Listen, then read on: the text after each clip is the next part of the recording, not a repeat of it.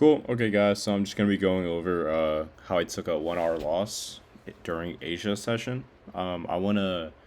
I actually had some videos before this, but I went ahead and privated them. I feel like for what I'm trying to present myself out to be, I'm trying to aim myself to be transparent and showing my process, so it's something I can come back to within months, years, even, and be able to acknowledge my growth.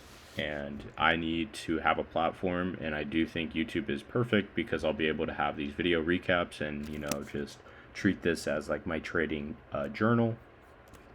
But basically, so the thesis going into the trade I took starts on the higher time frame. So what I saw in the higher time frame, we see this higher time frame SMT break logic with YM. As you can see, NQ had already come into this low like weeks ago, right? Literally a month ago. But the reaction we got with YM off of this low was an expansion away. And I believe, let's see,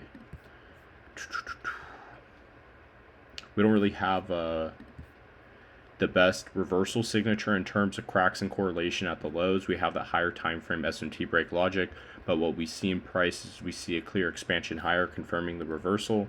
And so going into Monday, you could have traded this higher into this draw on NQ, as you see that we hit this high in the PM session. Going into Asia, though, into what I took, based on this thesis and this failure swing divergence, let me go to ES. Cool. So we had this divergence at this high in theory, right?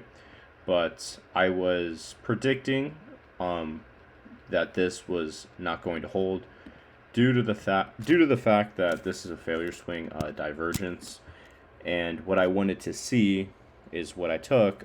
So in this example right here, since NQ doesn't have any sort of extended draws, what I'd want to see to trade ES as the lagging or middle asset in this case is a strength switch. So we originally had 1800 open, and we had this 4-hour imbalance that failed to reverse price higher. So when price came in and we had this SMT fill logic along with this 30-minute strength switch, as I was talking about, the strength switch is what I wanted to see. This was the leading asset.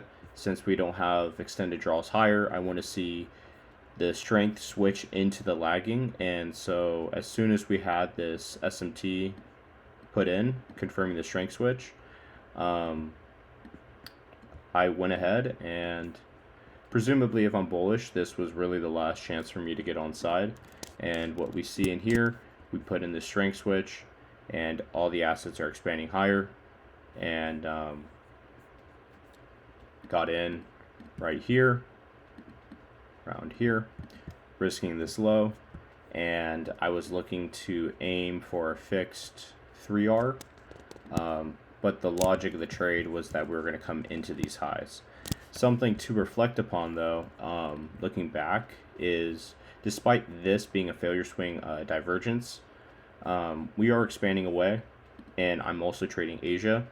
I do like the fact, because in my opinion, this 4-hour imbalance was the last chance for price to go higher.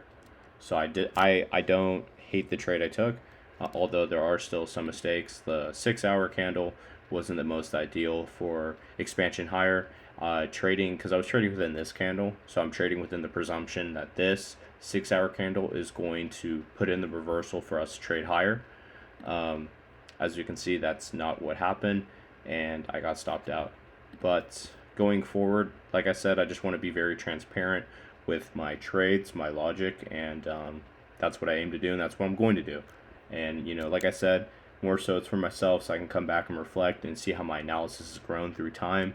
But yeah, I mean, if you guys enjoy this, like I said, I want to be transparent, and I took a loss here. That's part of trading, and that's completely normal. But then within that, I'm going to review this trade. I'm going to go over it. I'm going to make sure it followed everything to a T. Everything looks good right now, but there's a learning curve within this moment, and before I go, I want to say psychologically, what I've been learning a lot more as well is I've been trying to change my relationship with failure.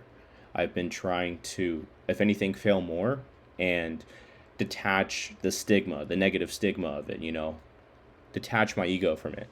I take a loss, doesn't mean I revenge trade, doesn't mean I do all these horrible habits, right? I stay composed and I look at the board and I'm like, okay, right? This is a feedback loop. This is some sort of criticism, or it's some sort of constructive criticism, in a sense where it's objective. I can learn from this, but if I'm so infatuated in the idea of losing and I overlook the learning curve moment, I won't.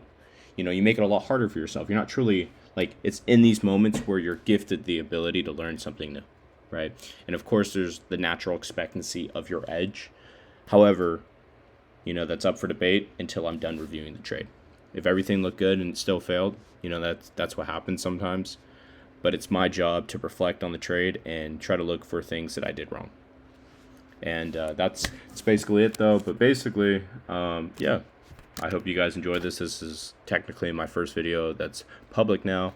I have a couple other videos I privatize, but this is going to be my first video going forward. So hope you guys have a good one. Thank you.